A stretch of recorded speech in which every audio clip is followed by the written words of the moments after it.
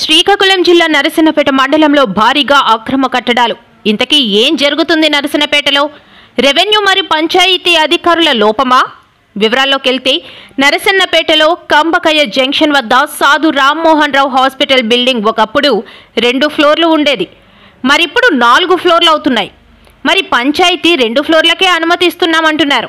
మిగతా 3వ ఫ్లోరు 4వ ఫ్లోరు సంగతి ఏమిటి అని అడిగితే సదరు పంచాయతీ అధికారి అది మా పరిధిలో ఉండదు, రెవెన్యూ మరియు సుడా పరిధిలోకి వెళ్తుంది అని చెప్పడం జరిగింది. మరి 3వ ఫ్లోర్ వేసేటప్పుడు పంచాయతీ అధికారి ఏం చేసినట్టు, అలాగే రెవెన్యూ డిపార్ట్మెంట్ ఏం చేస్తున్నట్టు అందరూ కళ్ళు మూసుకుంటున్నారు అంటున్న నరసన్నపేట పట్టణ ప్రజలు.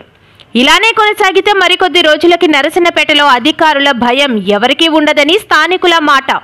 మేమేమైనా చేసుకోవచ్చు, మాకెవరు ఏమీ అనరు అంటున్న సదరు యజమాని. దీనిపై రెవెన్యూ మరియు పంచాయతీ గట్టిగా స్పందించి దీనిపై తగు చర్యలు తీసుకుంటారని నరసన్నపేట పట్టణ ప్రజలు కోరుకుంటున్నారు.